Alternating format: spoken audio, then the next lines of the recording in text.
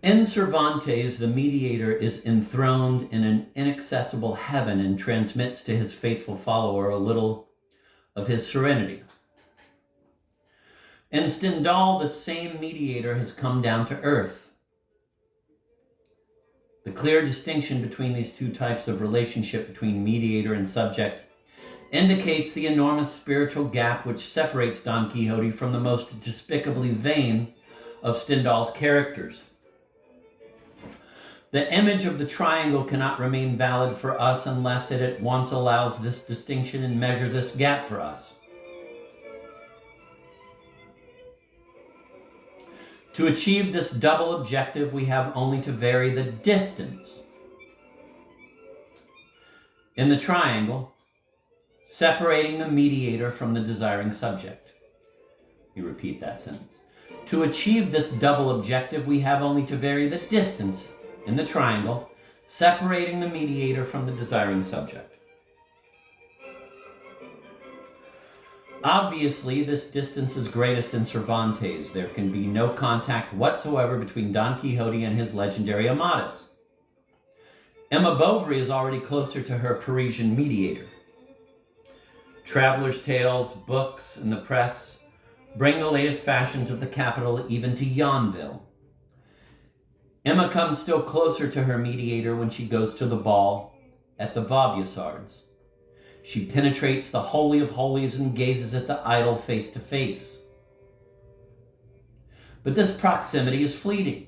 Emma will never be able to desire that which the incarnations of her, quote, ideal, end of quote, desire.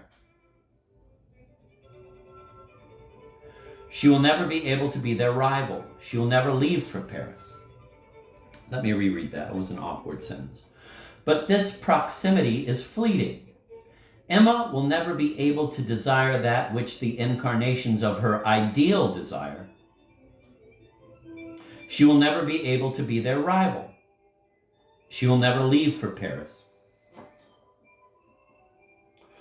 Julian Sorel does all that Emma cannot do. At the beginning of The Red and the Black, the distance between the hero and his mediator is as great as in Madame Bovary.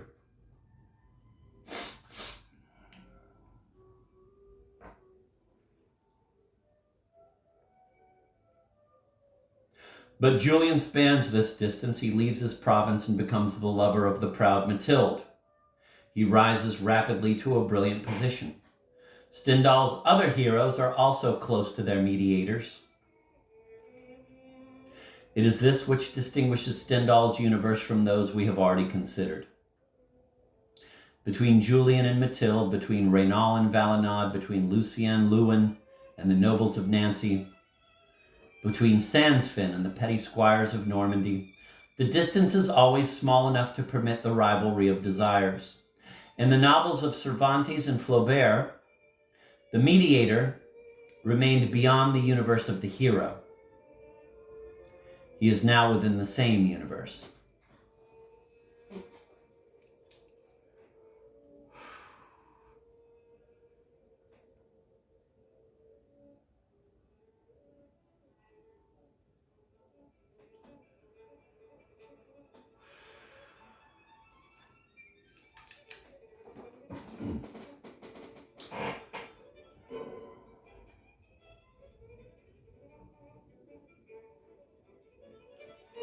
Romantic works are therefore grouped into two fundamental categories, but within these categories there can be an infinite number of secondary distinctions.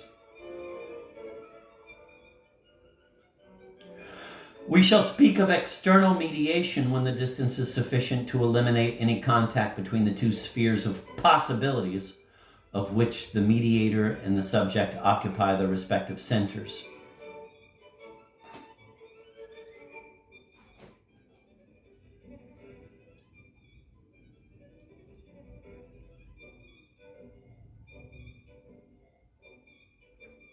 We shall speak of internal mediation when the same distance is sufficiently reduced to allow these two spheres to penetrate each other more or less profoundly.